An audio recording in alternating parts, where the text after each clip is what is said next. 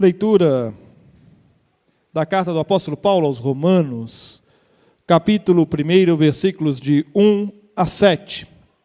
Eu farei esta leitura na nova versão transformadora. Você pode acompanhar na sua Bíblia, mas ela será projetada para que você possa acompanhar a leitura que farei. Romanos, capítulo 1, versículos de 1 a 7. Eu, Paulo, servo de Cristo Jesus, chamado para ser apóstolo e enviado para anunciar as boas novas de Deus, escrevo esta carta. Deus prometeu as boas novas muito tempo atrás nas Escrituras Sagradas, por meio de seus profetas. Elas se referem a seu filho, que, como homem, nasceu da linhagem do rei Davi, e, quando o poder do Espírito Santo ressuscitou dos mortos, foi demonstrado que ele era o Filho de Deus. Ele é Jesus Cristo, nosso Senhor. Por meio dele recebemos a graça e a autoridade, como apóstolos, de chamar os gentios em toda parte a crer nele e lhe obedecer em honra de seu nome. E vocês estão entre esses gentios chamados para pertencer a Jesus Cristo. Escrevo a todos vocês que estão em Roma, amados por Deus e chamados para ser seu povo santo, que Deus, nosso Pai, e o Senhor Jesus Cristo lhes deem graça e paz. Nós celebramos o nascimento de Jesus. Estamos às vésperas do Natal, quarto domingo do Advento, e estamos nesta noite com os cânticos do coral, com as músicas do louvor, com as leituras bíblicas feitas, celebrando o nascimento do menino Jesus. Paulo fala a respeito das promessas de boas novas que haviam sido escritas há muito tempo atrás e que se revelaram naquele tempo em Jesus. E como se concretiza a promessa de Jesus na minha e na sua vida? Como se dá a revelação de Cristo em nós? E no que consiste o poder que temos em Jesus? O texto do apóstolo Paulo, eu já disse aqui recentemente, porque nós pregamos sobre o texto de Romanos há 15 dias atrás, é um dos textos, na minha opinião, que é uma das obras-primas do apóstolo. Há nesta carta um empenho particular do apóstolo para que ela seja muito bem entendida pelos destinatários, a igreja de Roma. Uma igreja a qual Paulo não havia plantado, uma igreja que ele ainda não conhecia, mas que ele escrevia uma carta para esta igreja. Há um certo mistério que ronda quanto ao surgimento da igreja de Roma. Algumas histórias posteriores acreditam a Pedro, mas tal fato teria sido mencionado por Paulo em sua carta, escrita na primavera de 56 depois de Cristo. A igreja de Roma nasce fruto da rota comercial que ligava a Judéia à capital do império. A comunidade é predominantemente não judaica, mas no total, visto Paulo dedicar parte do texto para explicitar diferenças e dirimir dúvidas, havia ali ainda a presença de judeus. Ao ler atentamente Romanos, nós percebemos o cuidado de Paulo em fazer o seu pensamento e a sua teologia serem muito bem compreendidas pelos destinatários. O texto que nós lemos é o trecho inicial da carta. Faz parte do cabeçalho da carta. Logo após este cabeçalho, Paulo já inicia falando a respeito das boas novas de salvação, prossegue falando sobre a ira de Deus contra o pecado e passa a narrar, então, o plano de salvação que veio em Cristo Jesus. O rei está entre nós. E olhando para este texto de Paulo, eu quero propor algumas visões a respeito do rei que está conosco e como ele se manifesta em nós. Ele está entre nós como filho prometido. Emma Wary nos narra que no ano de 1930, onde ela morava, em Ontário, no Canadá, houve um eclipse do Sol. E naquele momento do eclipse, ao meio-dia, mais ou menos, eles se dirigiram, ela, o irmão e um amigo astrônomo, até um parque da cidade, colocaram uns óculos escuros e começaram a contemplar aquele fenômeno da natureza. E ela relata que, enquanto ela contemplava, algo a incomodava, porque o astrônomo ficava o tempo todo baixando a cabeça e olhando para o relógio. E logo que o evento finalizou, acabou, cessou o eclipse, o astrônomo virou para os dois irmãos e falaram: olha, mas foi no minuto e segundo exato que os astrônomos de 25 anos atrás haviam previsto que aconteceria este eclipse. Emma estava com a cabeça muito cheia naqueles dias, e ela, preocupada porque havia perdido o emprego, diante daquela fala daquele astrônomo, ela teve um insight, veio um pensamento à sua cabeça. E ela então relata em seu diário que, se Deus, que controla os milissegundos nos quais as coisas no universo são regidas pelas mãos dele, com tamanha precisão, se este universo é governado por um poder que faz com que tudo corra normal e matematicamente no minuto exato, por que eu vou ter desconfiança do poder e da mão de Deus sobre a minha vida? De fato, Deus faz todas as coisas no tempo dele e na hora dele. Veja, por exemplo, o nascimento de Jesus. Foi no tempo determinado, na hora prevista por ele, no momento exato que era necessário que Jesus viesse. Há um questionamento moderno por parte dos ateus que dizem assim: se esse Deus é tão bom assim, por que não mandou Jesus nos dias de hoje, com tanto sistema de comunicação, com tanta possibilidade de se comunicar? E a resposta é simples: porque ele não quis.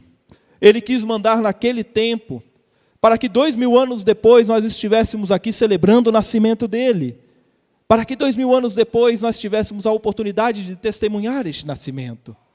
Tudo acontece no tempo determinado e na hora exata, que ele assim determinou. E é por isso que nós não devemos andar ansiosos, porque a promessa de Deus é que ele vem para se encontrar conosco, e ele prometeu o libertador, ele prometeu o Salvador, e ele mandou este libertador e Salvador, que é Jesus, no tempo certo, na hora certa. Não é uma promessa vazia, não é uma promessa no nada, mas é uma promessa que se cumpre, e se cumpre na minha e na sua vida. Ele prometeu o seu Filho para a salvação. A promessa de Isaías, que nós lemos agora há pouco, é apenas uma dessas promessas. Aliás, uma promessa feita num contexto bastante interessante. O profeta chega para Acais e diz: vamos lá, Acais, Deus está dizendo para você pedir o que você quiser, que Ele vai revelar. Imagina se alguém chega para você e fala assim: vai, pede para Deus o que você quiser, Deus vai dizer. O que você pediria para Ele? Acais não teve coragem, né? Quem sou eu para pedir alguma coisa para Deus? Longe de mim. E aí o profeta diz: então eu vou te dizer, o libertador vai vir, vai nascer de uma virgem, e o seu nome será Emanuel, Deus conosco.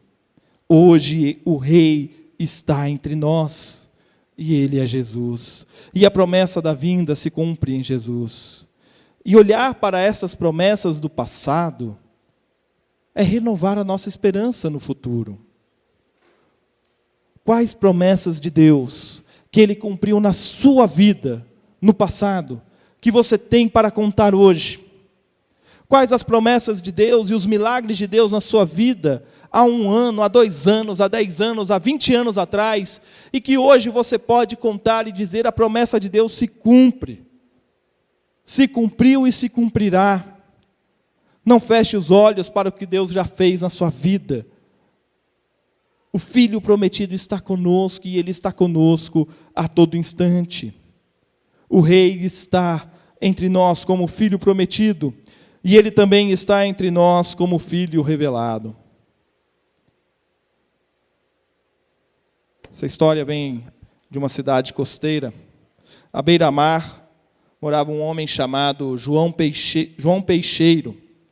Na rua, o João Peixeiro ele era motivo de zombaria de todos, porque ele vendia o peixe dele a qualquer preço, ele não estava muito preocupado, sabe? Ele vendia, e o que ele queria mesmo era tomar a cachaça dele no fim do dia. Era com isso que ele estava preocupado. Então ele saía, gastava quase tudo em pinga, voltava cambaleando para casa, e quando ele chegava em casa era o terror. As crianças saíam se escondendo, a mulher já sabia que vinha chumbo grosso, e assim era a vida do João Peixeiro. A mulher aguentava tudo por amor aos filhos, e dizia, ruim com ele, pior sem ele. Mas um dia, João Peixeiro estava trabalhando na sua banca, e parou na frente de João Peixeiro um homem. E este homem fez um convite para ele, falou, João, ali na praça hoje, vai ter um evento e eu quero que você vá lá. Vai ter música e vai ter palavra. O João se sentiu incomodado com aquilo e naquela noite ele saiu de casa, saiu do trabalho, e ele se dirigiu àquela praça. E ao chegar naquela praça, João Peixeiro ouviu a mensagem do Evangelho e ele foi impactado por aquela mensagem. Então, ao final das atividades, ele chamou a pessoa que o convidou e perguntou o que era tudo aquilo, por que ele estava se sentindo daquele jeito. E aquele homem se assentou com ele e passou algumas horas explicando para ele a palavra da salvação e dizendo para ele aonde ele poderia encontrar uma igreja, aonde ele poderia encontrar a palavra de Deus para estudar, para aprender. E aí João se dirige para sua casa. E era exatamente a mesma rotina de todos os dias. Ele abria a porta de casa, os filhos se esconderam, a mulher também. E então, como que num véu que cai da frente dos olhos de João, João vê aquela realidade e ele começa a chorar. E ele diz, não, voltem aqui. Eu não sou mais o João Peixeiro. Agora eu sou o João de Cristo. Aquele cachaceiro não existe mais.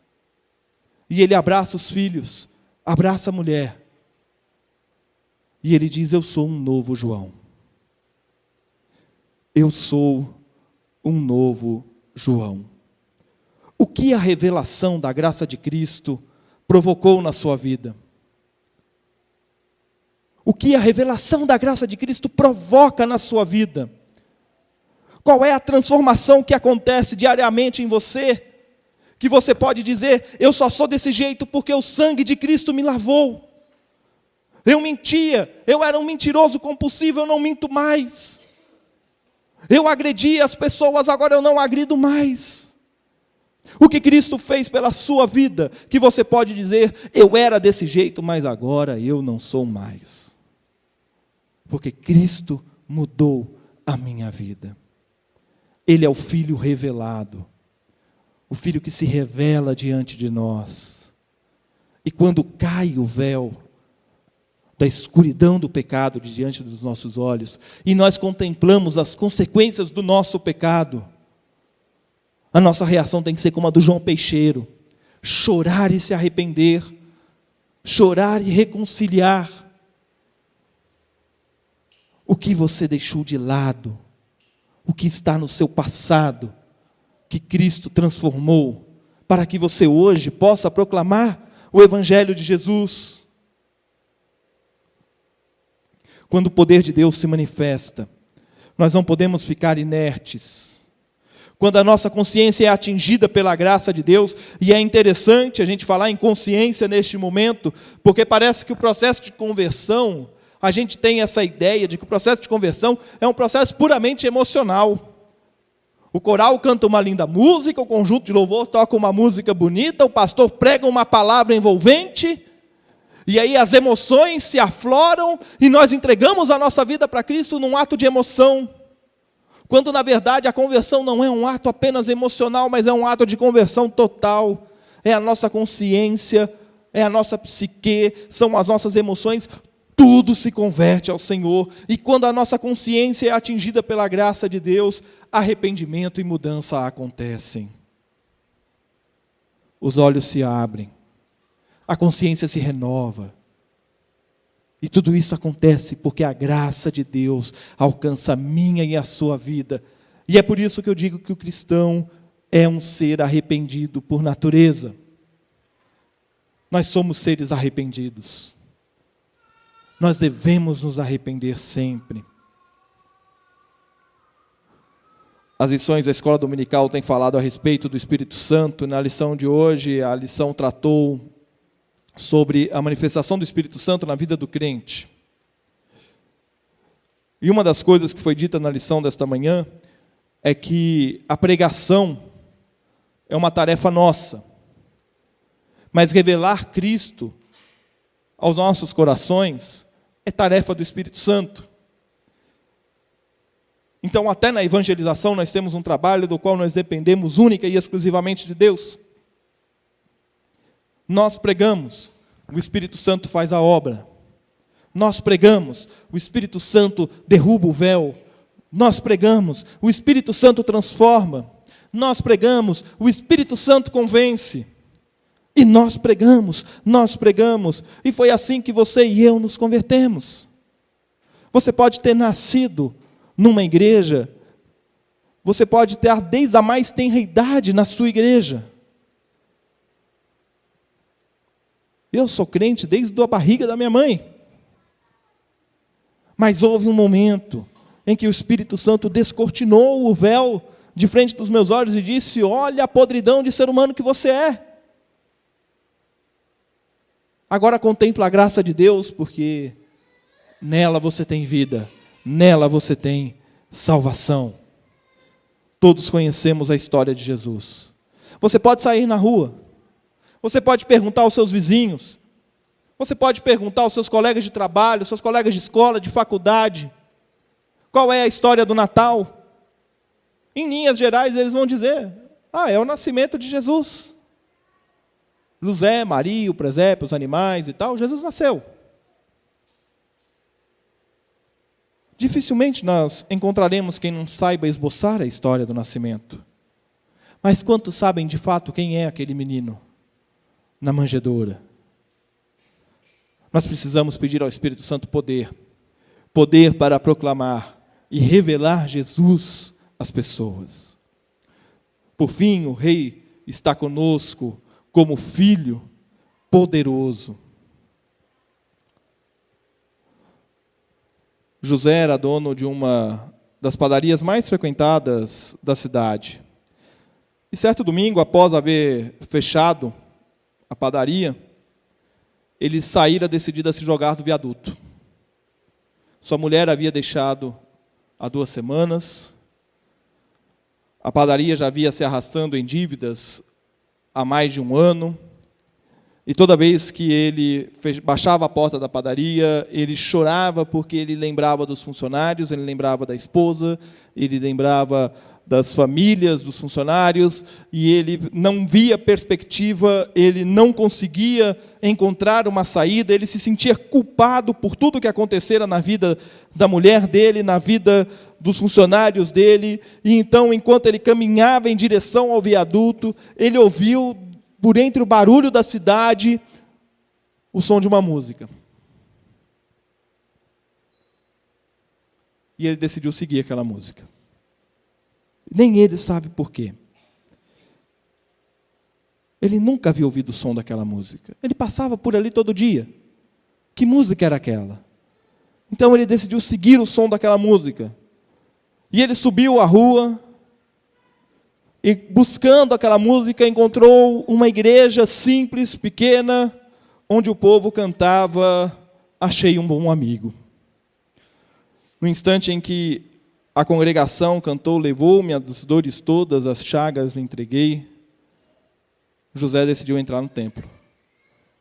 Ele entra, o diácono lhe oferece um lugar para sentar.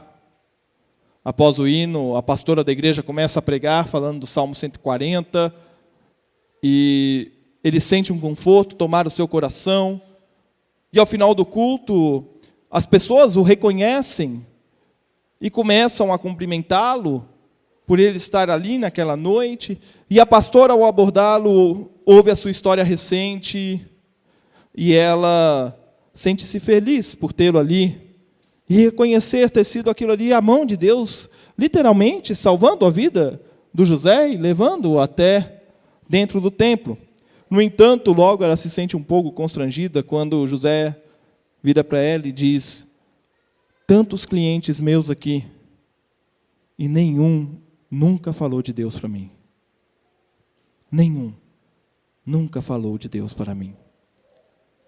Você crê no poder de Jesus Cristo? Você crê que Jesus é poderoso para transformar a realidade da sua vida e da minha vida? Você crê neste poder? Eu creio neste poder. E se eu creio neste poder, eu preciso falar deste poder. Eu preciso anunciar este poder. Diz o versículo 5, por meio dele recebemos graça e autoridade. Nós recebemos graça, amor, salvação, misericórdia, perdão, tudo isso fruto da graça de Deus, mas eu e você recebemos autoridade. Autoridade para dizer: a minha vida era uma vida perdida, mas não por mérito meu, pelo mérito de Cristo, a minha vida foi transformada. Não por mérito meu, mas por mérito de Cristo, a sua vida pode ser transformada. Autoridade porque nós fomos resgatados. E se nós fomos resgatados, nós podemos falar do amor transformador. Por meio dele recebemos graça e autoridade como apóstolos de chamar os gentios em toda parte. Nós somos chamados a anunciar em toda parte. Numa atualização livre, nós poderíamos até dizer aqui que os não cristãos são os gentios de hoje. Nós temos a mensagem da salvação. Nós temos a solução para essa baderna institucional que está no nosso país. Nós temos o caminho. Nós sabemos o caminho. Você e eu sabemos. Talvez o que nos falte é a intrepidez, é a audácia de levantar uma voz profética no meio do nosso bairro, no meio do nosso trabalho, no meio da nossa família e dizer: nós não precisamos ser como a maioria das pessoas são. E o convite que Jesus nos faz é um convite bastante interessante. Por meio dele recebemos a graça e a autoridade como apóstolos de chamar os gentios em toda parte a crer nele e lhe obedecer. O primeiro eu acho que está até fácil, né? Quem crê em Jesus? Se a gente dá uma pesquisa, vamos sair na rua perguntando: você crê em Jesus? Muitas pessoas creem em Jesus. Muitas pessoas acreditam nele. Mas será que você e eu estamos dispostos a obedecê-lo?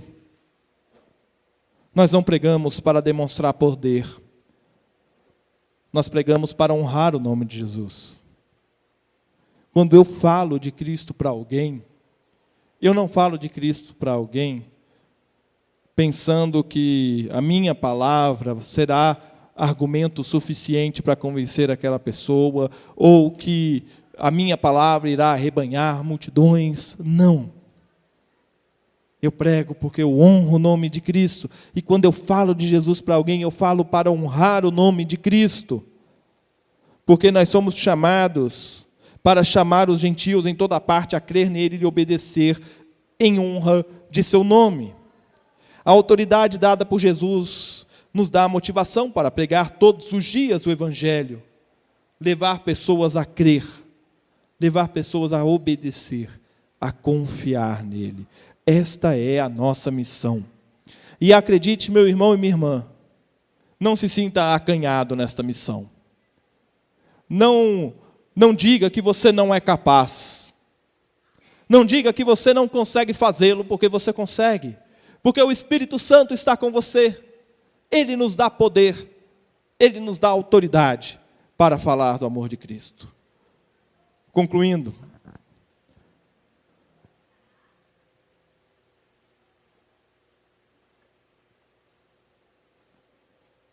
como se concretiza a promessa de Jesus em nossas vidas, no nascimento de Jesus, que vem para cumprir todas as promessas, e essas promessas se estendem até os nossos dias, em minha vida e em sua vida. Como se dá a revelação? A revelação se dá pela ação do Espírito Santo na minha e na sua vida. E no que consiste o poder que nós temos em Jesus? O poder consiste em nos capacitar a anunciar a transformação de vida a toda e qualquer pessoa. O Rei está entre nós e nós devemos crer nesta promessa. Olhar para as promessas do passado é renovar a nossa esperança no futuro. Não feche os olhos para o que Deus já fez em sua vida. Contemple aquilo que já se cumpriu e tenha certeza que no futuro as promessas se cumprirão. Ele está conosco. Ele é Deus conosco. Nós devemos crer na ação reveladora do Espírito Santo. Todos nós conhecemos a história de Jesus. Mas será que nós sabemos de fato quem Ele é? Nós precisamos pedir ao Espírito Santo poder para proclamar e revelar Jesus aos nossos conhecidos. E por fim, nós devemos crer no poder de Jesus. Levar pessoas a crerem nele e confiar. Esta é a minha e a sua missão. O Filho poderoso nos dá graça e autoridade para isso. Não desista da sua missão de proclamar o Evangelho. Todo ano nós celebramos o Natal. Todo ano nós lembramos do nascimento deste menino. E todo ano nós precisamos dizer que nós cremos que é este menino que nos conduz, que nos guia para uma vida transformada, para uma vida entregue na mão de Deus, para uma vida que produz frutos de transformação, frutos que se veem na minha e na sua vida, e que atingem as pessoas ao nosso redor. Eu não sei qual é o tamanho da batalha que você enfrenta, eu não sei quem na sua casa necessita da mensagem da salvação, ou quem na sua família, no seu trabalho, ou quem do seu convívio necessita da graça salvadora de Jesus. Mas eu quero te dizer, meu irmão e minha irmã, não se sinta incapaz em anunciar o Evangelho. Ore, peça a Deus estratégia, coloque a vida desta pessoa nas suas orações diárias, para que o Senhor revele. E se você ainda acha que existe algo na sua vida que precisa ser transformado, que precisa ser mudado, não se sinta sozinho. Existe algo na vida de todos nós que precisa ser mudado e transformado na minha vida, na sua vida. E o pecado não deve nos tornar incapazes de agir. O meu erro não me impede de agir. Desde que eu confesse o meu erro, obtenha o perdão de Deus e busque uma vida transformada. Não se acanhe, fale do Evangelho. Mas pastor, eu não tenho retórica. Você não precisa de retórica. Você precisa da sua vida, do seu testemunho e das palavras que o Espírito Santo irá colocar no seu coração. Deus está conosco. Ele nasceu. Ele está aqui para nos dar vida e vida eterna. Que Deus nos abençoe.